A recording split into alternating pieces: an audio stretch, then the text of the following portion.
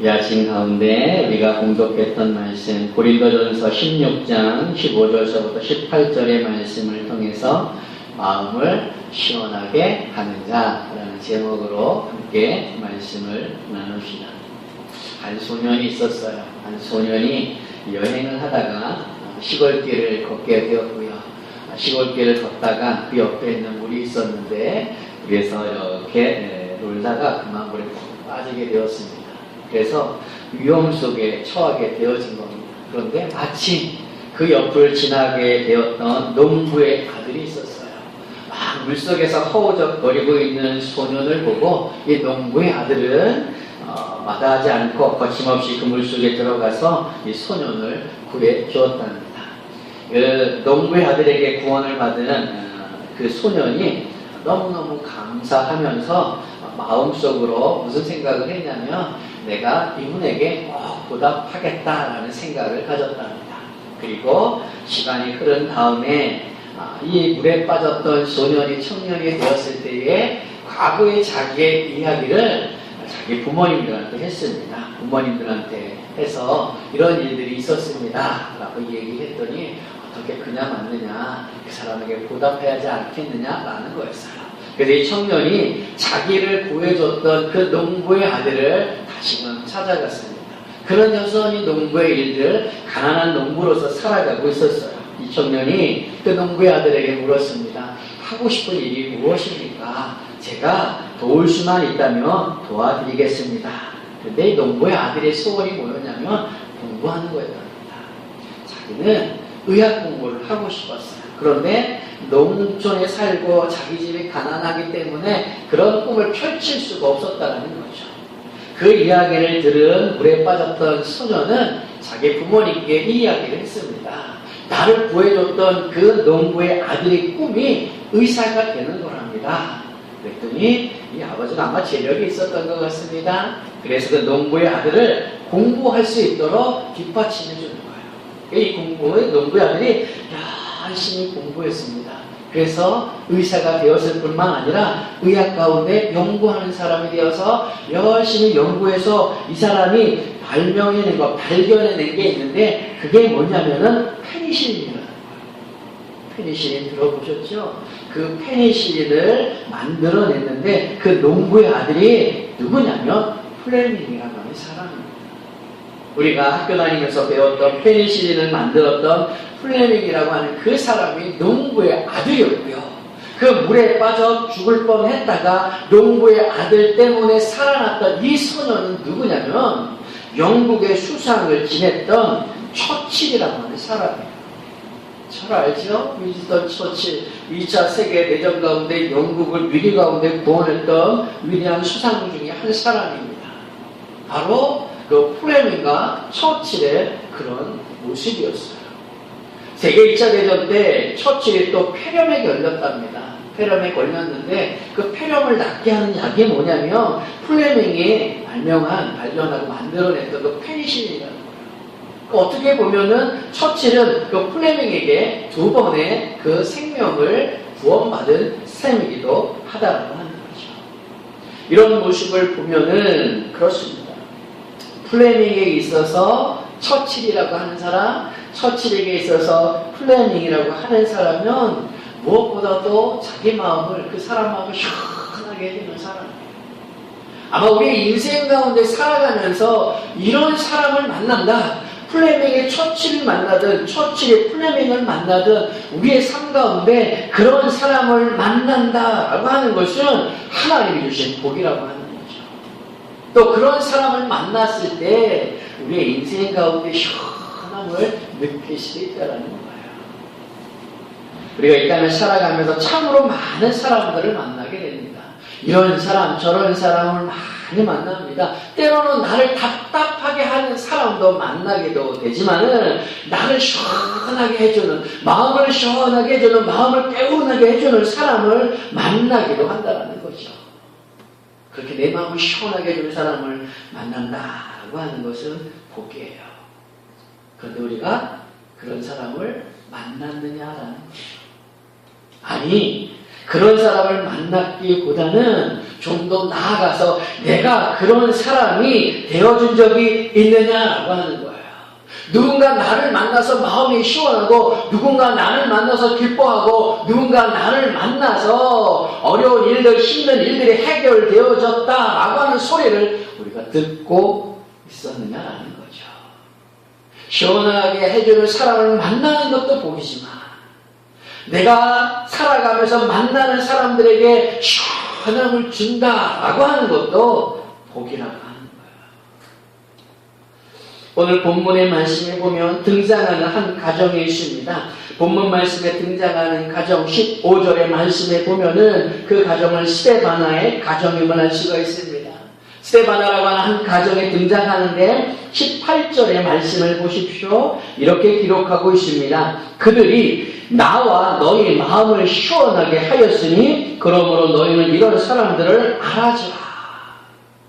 한마디로 얘기하면 스데바나의 집은 사도 바울과 그도 고린도 교회의 마음을 시원하게 해준 가정이라고 하는 거예요.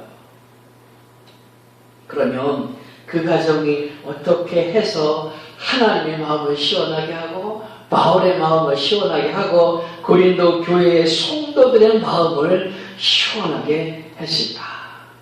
그 가정을 잠시 살펴보면서 우리도 하나님 앞에 시원한 사람이 되어질 수 있는 그런 결단을 하는 시간이 되었으면 좋겠습니다. 첫 번째로 스데바나의 집이 마음을 시원하게 해준 이유는 뭐냐면 그 가정이 하나님 앞에 첫 열매였다는 거예요.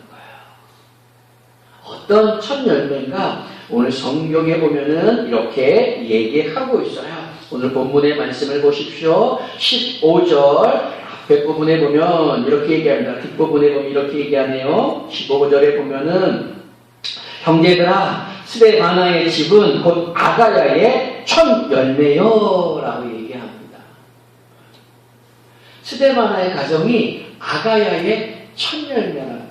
근데 이 아가야라고 하는 것은 어디냐면은 이 한마디로 큰 지역을 얘기합니다. 이 지역 가운데 있는 것이 고린도라고 하는 곳이에요.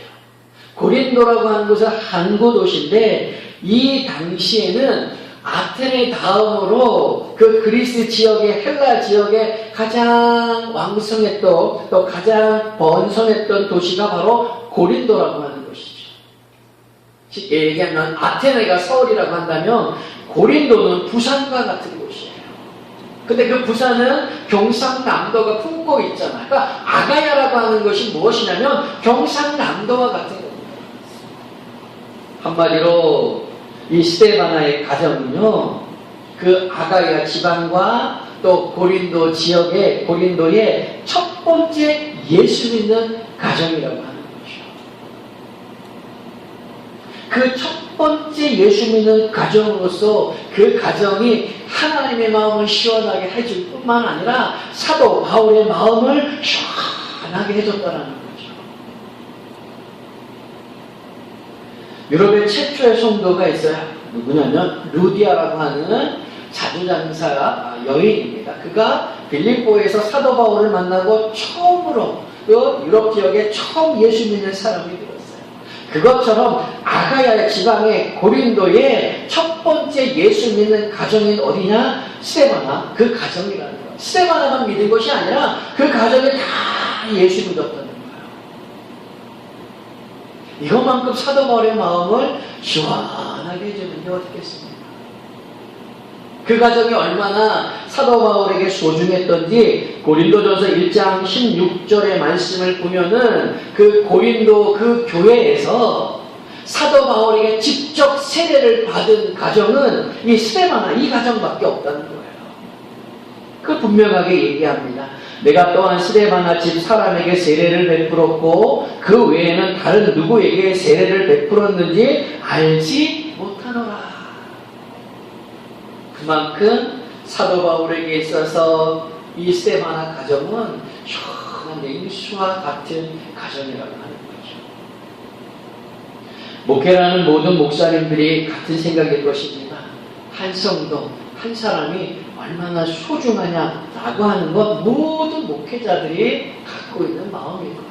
특별히 작은 교회나 개척교회를 담임하는 목사님들에게 한 사람이라고 하는 것, 한 가정이라고 하는 것은 메마른 날에 한 줄기 소나기와 같이 시원함을 준다.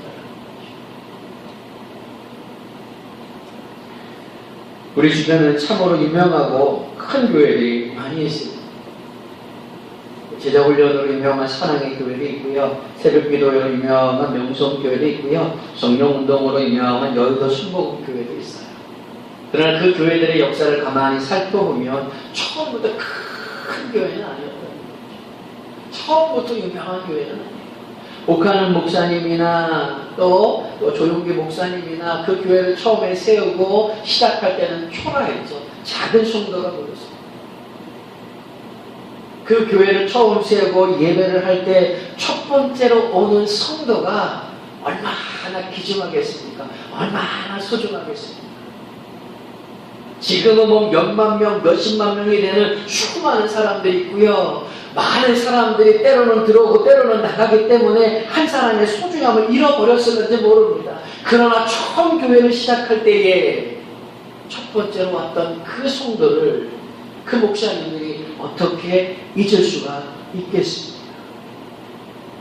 그분들과 함께 기도하고 찬송하고 애쓰고 수고하고 헌신하고 땀 흘리고 힘으로 말미암아 지금 큰 교회, 유명한 교회, 하나님의 일들을 커다랗게 이루어가는 교회들의 모습으로 세워져 있다라고 하는 거죠. 그 시작점이 뭐겠습니까? 첫열매 아니겠습니까?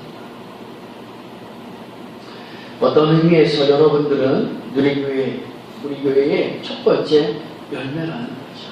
우리 교회가 지금까지 뭐 이런저런 일들을 겪었습니다. 그래서 함께 했던 분들이 여러 가지 일들로 떠났습니다. 그분들이 우리 교회 올 때의 마음들은 무엇이었냐면 교회가 개척교회니까 시작하는 교회니까 내가 도와줘야지 라고 하는 도와주시는 마음으로 오셨어요.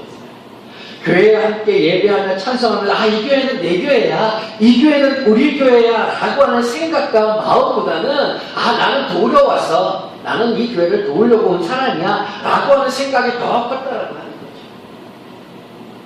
그래서 교회 안에 혹은 개인적인 가정 가운데 여러 가지 일들이 생기면 이런 핑계 저런 핑계를 대면서 교회를 떠난다는 거예요. 물론 떠나실 때의 마음은 고민한 것들이 있으셨겠지만 가만히 제가 뒤에서 살펴보면 큰 고민은 하지 않았어요. 왜냐? 난 도우러 왔으니까. 도우러 왔는데 내가 사정이 있으니까 떠난다라는 생각들이 더 크셨다고 하는 거예요. 그런데 함께하는 여러분들은 누리교회를 내 교회, 우리 교회를 생각하시며 함께 수고하고 기도하고 땀 흘리고 애를 쓰시고 있기 때문에 여러분들이 누리교회의 첫 번째 열매랍니다. 아마 하나님께서 나를 부르셔서 제가 천국에 가는 그 순간까지 이 땅 가운데서 제가 잊지 못할 교회가 있다고 한다면 아마 누리교회일 것이고 잊지 못할 성도가 있다고 한다면 아마 여러분일 거라는 거죠. 왜냐? 저는 첫 열매입니다. 이 교회는 내 교회야, 이 교회는 우리 교회야, 이 교회와 함께 나는 하나님께 충성하고 헌신하고 애쓸 거야 라고 하는 마음을 가지고 함께 섬겨 가시는 분들이기 때문에 여러분들이 첫 열매다. 그것만큼 목회자에게 힘이 되어지고 마음을 시원하게 해주고 기쁨이 주어지는 것은 없다는 거예요. 더불어 하나님 앞에도 그러지 않겠습니까? 하나님 앞에 하나님께서 뜻이 있으셔서 교회를 세우시고 그 교회 첫 열매로 보내셨을 때 그 첫 열매가 그 교회에 씨앗이 되어지고 열매가 되어지고 풍성함이 되어진다면 하나님이 그것만큼 기뻐하시고 좋아하실 일이 없다라고 하는 거죠. 여러분들이 바로 그런 모습이고요. 그런 열매고요. 바울에게 있어서 고린도 교회에게 있어서는 스데바나의 가정이 바로 그런 모습이었어요. 더불어 첫 열매의 모습 속에서 가져야 할 모습은 뭐냐면 우리가 하나님의 일을 할 때에 첫 번째로 하는 게 제일 좋다는 거죠. 왜냐? 첫 번째는 그 어느 조직이든 그 어느 단체든 첫 번째는 잊을 수가 없는 거예요.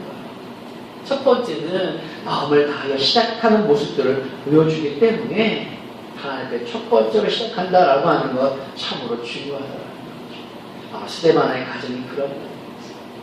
고린도라고 하는 그 지역은 우상으로 가득한 곳입니다. 그런데 그 모든 것들을 뿌리치고 예수를 영접하고 하나님 앞에 예배하겠다라고 하는 그 열매된 그 모습을 보고 바울이 얼마나 기뻐했었고 하나님이 얼마나 기뻐했었고 그것을 바탕으로 해서 고린도라고 하는 교회가 든든히 세워져 갔으니 얼마나 하나님이 시원하셨겠느냐.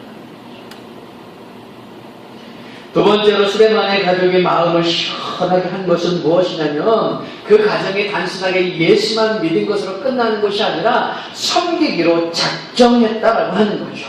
15절 뒷부분의 말씀을 보십시오. 이렇게 기록되어 있어요. 또 성도 섬기기를 작정한 줄을 너희가 아는지라 내가 너희를 권하노니 라고 말씀합니다.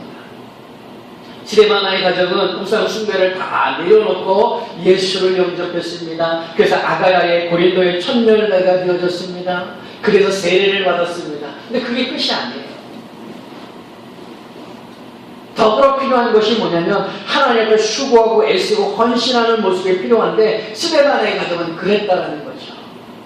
섬기기로 작정했다라고 하는 그 원문의 뜻은 뭐냐면 자발적으로 자원하여서 스스로 준비되었다라는 표현입니다. 스데반의 가정은 한마디로 무슨 얘기냐면 섬기기로 스스로를 준비시켰다라는 거가 자원하는 마음으로 내가 하나님을 위해서 복음을 위해서 바울을 위해서 고린도 교회를 위해서 애써야지 헌신해야지 수고해야지 라고 하면서 결심했다라는 거예요.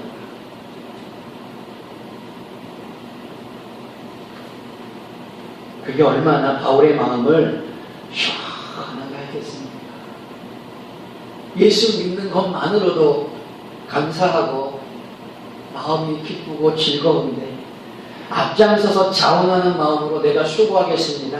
내가 헌신하겠습니다. 내가 봉사하겠습니다. 라고 하는 그 모습을 보이는 것만큼 시원한 거거든요. 연말이 되면 많은 교회들이 고민에 빠지는 문제 하나가 있습니다. 그게 뭐냐면 내년에 누가 교회를 섬기고 봉사하고 헌신할까라고 하는 문제예요. 조금 조직된 교회들은 뭐냐, 위원회, 전도회 이런 부분 가운데 사람들을 세워야 하잖아요. 그런데 많은 분들이 연말이 되어지면 뭐라고 그러냐, 안 하려고 하신다는 거죠. 1년에 봤더니 힘들다는 거예요. 어렵다는 거예요. 다른 사람들이 도와주지 않는다는 거예요. 혼자 애쓰는 듯 한다는 거죠. 그래서 많은 교회 목사님들이 연말이 되면은 고민 아닌 고민이 그거예요. 과연 일꾼을 누구를 세울까라고 하는 거죠. 많은 사람들이 변명하기를 내년에는 기도로 뒤에서 돕겠습니다 라고 말한다는 거예요. 또는 뭐요? 목사님 저는 그것을 감당할 믿음이 안 됩니다 라고 말하면서 그 일들을 거절한다는 거죠. 그러다 보니까 어떻게 해요? 준비되어지지 않은 분, 그릇이 되지 못한 분들이 교회 앞에 일들을 맡아서 일을 하다가 교회 안에 이런저런 일들을, 문제들을 만들어내는 경우들을 종종 볼 수 있다는 거죠. 그 교회 안에 분란의 불씨가 되어지는 경우들이 왕왕 있다는 거예요. 그래서 오늘 본문에 등장하는 스데반의 가정은 어떻습니까? 스스로 준비된 모습으로, 자원하는 모습으로 하나님을 섬기고 교회를 섬기고 성도를 섬기겠다라고 작정한다는 거죠. 그것만큼 바울의 마음을 시원하게 해주는 게 어떻겠습니까? 큰 고민의 문제 하나를 해결하는 거죠. 그것만큼 하나님의 마음을 시원하게 해주는 것이 어떻겠습니까? 하나님 피가 흘러 산 교회 가운데 헌신하겠다고 봉사하겠다고 자원하여서 앞장서는 그 모습을 하나님이 보신다면 얼마나 기뻐하시겠느냐라는 거예요. 그래서 사도 바울이 더불어 하는 말이 뭐냐 이렇게 얘기해요. 16절의 말씀을 보세요. 뭐라고 얘기하느냐, 이 같은 사람들과 또 함께 일하며 수고하는 모든 사람에게 순종하라. 이 같은 사람들과 또 함께 일하며 수고하는 모든 사람들, 이들이 누굽니까? 자원하면서 자발적으로 하나님 일에 헌신하고 충성하고 봉사하겠다라고 하면서 나서는 사람들이라는 거예요. 그들을 바라보면서 사도 바울이 고린도 교회에 편지를 쓰면서 권면하는 게 뭐냐? 그런 분들에게 순종하라라고 하는 거죠. 그런 분들이 어떤 일을 하자라고 하면 같이 해라, 같이 순종해라 라고 말씀하고 있다는 거예요. 더불어 18절의 말씀을 보십시오. 18절 말씀, 그들이 나와 너의 마음을 시원하게 하였으니 그러므로 너희는 이런 사람들을 알아주라. 앞장서서 자원하는 마음으로, 자발적인 마음으로 헌신하고 충성하고 봉사하면서 애쓰는 분들을 순종할 뿐만 아니라 알아주래요. 알아주라는 게 뭡니까? 인정하라는 거, 인정하라는 거. 아, 정말로 하나님 앞에 참된 일꾼이구나 라고 하는 것을 인정해 주라고 하는 거예요. 더불어 뭐겠습니까? 그 마음의 모습을 보고, 그 순종하는 모습을 보고 신앙적으로, 믿음적으로 존경하라는 거죠. 자발적으로, 자원적으로 하나님의 일을 감당하며 수고하고 애쓰는 일들 쉬운 건 아니에요. 세상 일들이 얼마나 많습니까? 이런저런 많은 바쁜 일들 가운데 시간을 쪼개서 하나님 앞에 수고하고 헌신하고 봉사하고 교회를 내 교회처럼 생각하며 교회 부분들을 살펴보는 거 쉬운 건 아닙니다. 그런데 자원하는 마음으로, 기쁜 마음으로 그 일들을 해나가는 그 모습을 볼 때에 바울이 얼마나 마음이 시원하고, 고린도 교회 성도들이 얼마나 마음이 시원하고, 무엇보다도 하나님이 얼마나 마음이 시원하시겠느냐. 바로 스데반의 가정이 그렇게 자원하는 마음으로 하나님 일들을 감당하는 모습으로 시원케 하는 모습을 보여주고 있습니다. 세 번째, 스데반의 가정이 하나님과 교회와 성도의 마음을 시원하게 해준 것은 무엇이냐면 부족한 부분을 채워주었다는 거예요. 당시 고린도 교회는 분쟁이 심하고 문제가 많았습니다. 바울의 편지를 가만히 살펴보십시오. 바울이 편지를 보낼 때 아무 문제가 없는 건강한 교회에 편지를 보낸 적이 없어요. 바울이 보낸 모든 편지의 모습들을 보면은 로마에 보내는 로마서나 고린도 교회에 보내는 고린도 전후서나 아니면 데살로니가 교회에 보내는 데살로니가 전후서나 빌립보서나 골로새서나 빌레몬서나 가만히 살펴보면은 뭔가 문제를 가지고 있다는 거죠. 그 문제를 믿음 가운데, 신앙 가운데 똑바로 해결하게 하시기 위해서 사도 바울이 편지를 써서 보내는 거예요. 바울이 고린도전서를 보낼 때도 고린도 교회에 문제가 있었어요. 여러 가지 분쟁이 있습니다. 은사로 인해서 분쟁이 있고, 나는 아볼로파, 나는 바울파, 나는 게바파, 나는 글적파라고 하면서 또 여러 파벌로 나눠져 있더라는 거예요. 심지어는 어떤 일들까지 생겼냐면 교회를 세운, 그 복음을 전하며 교회를 세운 사도 바울을 비난한다는 거죠. 그는 가짜 사도다, 거짓 사도다라고 하는 비난의 이야기까지 있었다는 거예요. 그 이야기가 사도 바울에게까지 들려오는 거예요. 얼마나 답답해요. 당장 쫓아가가지고 그 문제들을 싹 해결하고 싶은데 그렇지도 못하다라는 거죠.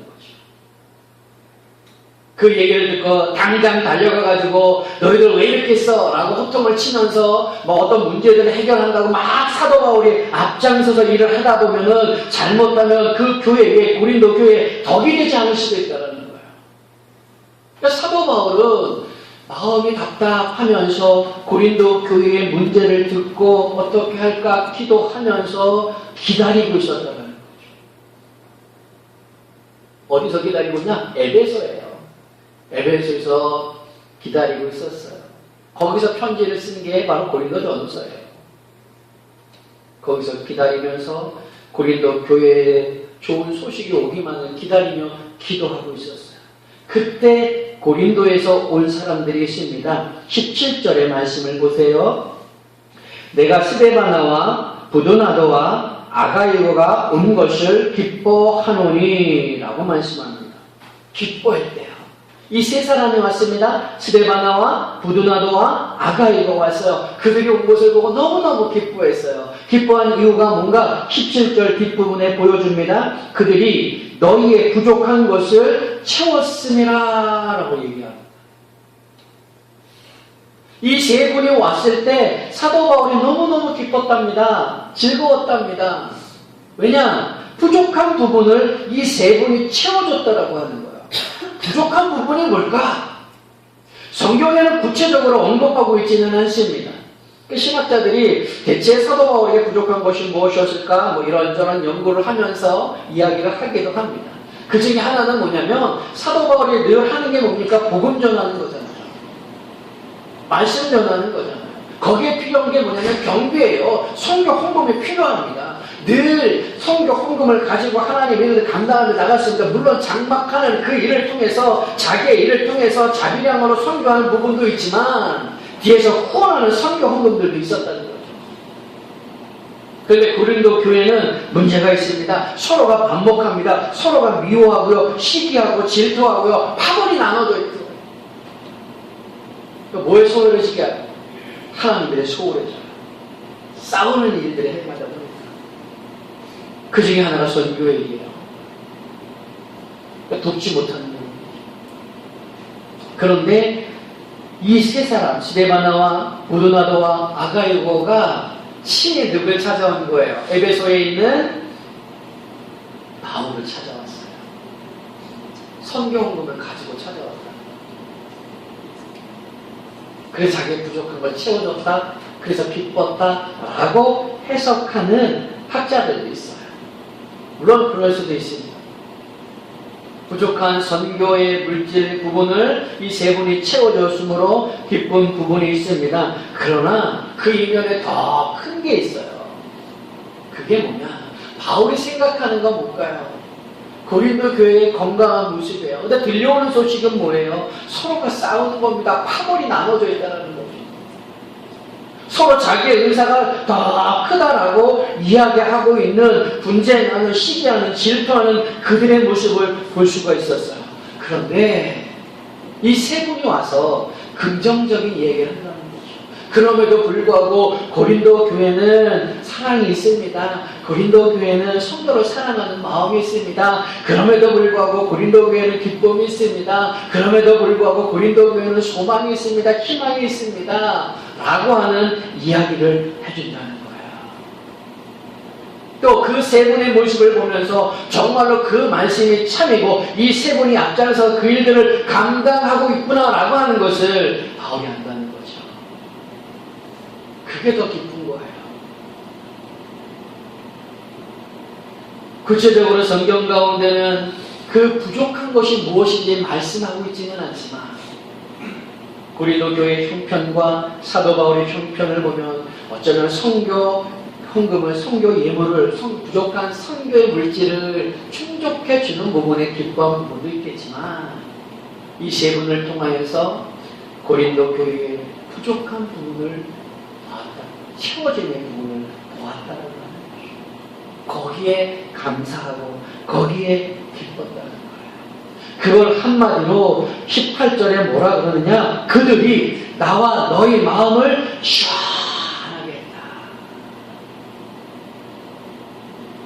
결국 물질만이 아님을 알 수가 있다는 거죠. 너희가 누구예요? 고린도 교회 성도들이에요. 그들도 답답해하는 거죠. 교회 현실을 보고. 그런데 이 세 분을 통하여서 그분들도 뭐예요? 마음의 시원함을 얻을 수 있었다. 우리가 살다 보면 부모님들이 무엇을 가장 좋아할까, 기뻐하실까 자녀로서 생각할 수 있어요. 부모님들이 뭘 기뻐하실까요? 자녀들이 용돈을 많이 줄 때 물론 좋아하십니다. 기뻐하십니다. 그런데 그보다 더 기뻐하실 때는 언제냐면 당신의 자녀들이 사이좋게 서로 사랑하며 서로 협력하며 잘 살아갈 때 그것만큼 좋은 건 없다. 자녀들이 있는데 서로가 반목하고 서로가 싸우고 시기하고 질투하고 미워한다면 그것만큼 부모의 마음을 아프게 하는 건 없어요. 아무리 많은 용돈을 준다 할지라도 자녀들이 서로가 싸운다라고 한다면 돈은 필요가 없는 거야. 근데 부모가 정말 기뻐하는 건 언제냐? 그게 자녀들이에요. 당신의 자녀들이, 형제들이 사이좋게, 우애좋게 살아가는 그 모습을 볼 때 그것만큼 기뻐하는 게 없다고 하는 거죠. 그래서 주님도 하셨던 말씀이 뭐냐? 예수님께서도 요한복음 13장 35절에 하시는 말씀이 너희가 서로 사랑하면 이로써 모든 사람이 너희가 내 제자인 줄 알리라. 그렇게 말씀하셨어요. 사도 바울이 기뻐한 것이 뭐냐? 바로 스데바나와 부드나도와 아가이고를 보고 그래도 고린도 교회에 소망이 있구나, 희망이 있구나 라는 걸 보았다는 거죠. 그게 기쁜 거예요. 그래서 이 편지 고린도 전서를 써서 보내는 것 아니겠습니까? 말씀을 정리하고 마치겠습니다. 우리는 누구를 만날 때 마음이 시원하던가요? 본문의 마음이 시원하다라고 하는 본문의 뜻은 무엇이냐면 평안하다라는 거예요. 안식을 누린다는 거예요. 우리가 누구를 만날 때 안식을 누리고 평안하고 시원합니까? 아니, 우리가 혹 그런 사람은 되어주지 못합니까? 누군가 나를 만나고